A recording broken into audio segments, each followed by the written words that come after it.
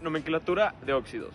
Los óxidos son compuestos binarios, es decir, que solo tienen dos elementos, de los cuales uno es oxígeno actuando con el estado de oxidación -2. El otro elemento, metal o no metal, actúa con estado de oxidación positivo. Cuando se trata de un metal, el óxido formado se conoce como óxido básico. Cuando es un no metal, óxido ácido. ¿Cómo se les nombra? Para nombrarlos tenemos que tener en cuenta dos posibilidades. A. Que el metal solo tenga un número de oxidación, y B. Que el metal tenga más de un número de oxidación. Cuando el metal posee un solo estado de oxidación, anteponemos la palabra óxido al nombre del metal. Y cuando el metal posee más de un número de oxidación o un estado de oxidación, se pueden utilizar tres formas para nombrarlos. Se nombra con la palabra óxido seguida del elemento metálico teniendo en cuenta la valencia de este. Esto quiere decir que siempre debemos comenzar con la palabra óxido, seguida del prefijo en caso de que así lo requiera, posteriormente el nombre del elemento y por último el sufijo.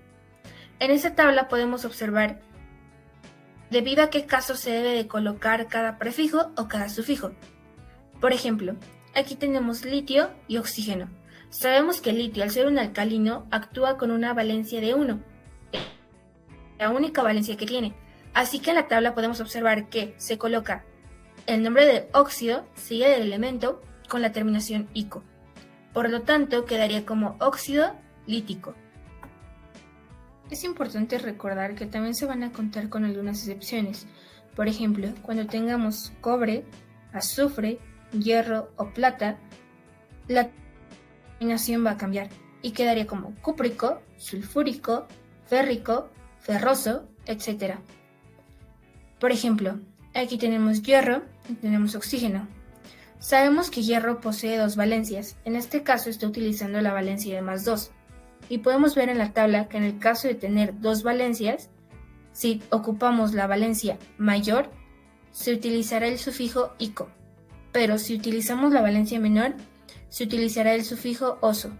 En este caso estamos utilizando la valencia de +2, la cual es la menor. Por lo tanto, quedaría como óxido ferroso. En esta nomenclatura se indica mediante un prefijo el número de átomos de cada elemento. Primero se nombra el óxido. Los prefijos son un átomo mono, 2 átomos di, 3 átomos tri, 4 átomos tetra, 5 átomos penta, 6 átomos hexa y 7 átomos hepta. Ejemplo, aquí tenemos oxígeno y sodio. El oxígeno solamente tiene un átomo, por ello se le agrega el prefijo mono quedando como monóxido, mientras el sodio tiene 2 átomos, entonces se le agrega el prefijo di quedando como disodio.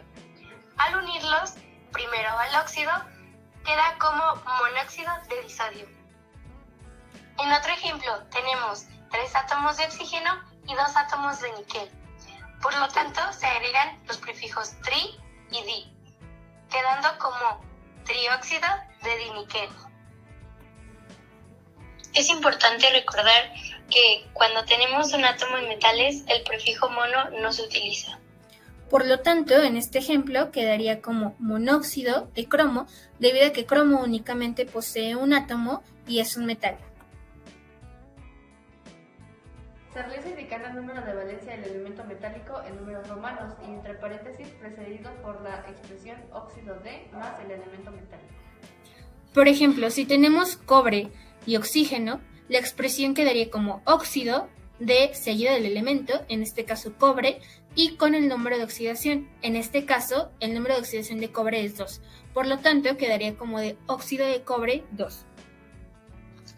Cuando el elemento metálico solo tiene una valencia, no es necesario indicarla. En conclusión, la importancia de la nomenclatura química radica en la posibilidad de nombrar, organizar y clasificar los diversos tipos de compuestos químicos, de tal manera que solamente con su término identificativo se pueda tener una idea de qué tipo de elementos los componen y, por lo tanto, qué tipo de reacciones pueden esperarse de estos compuestos.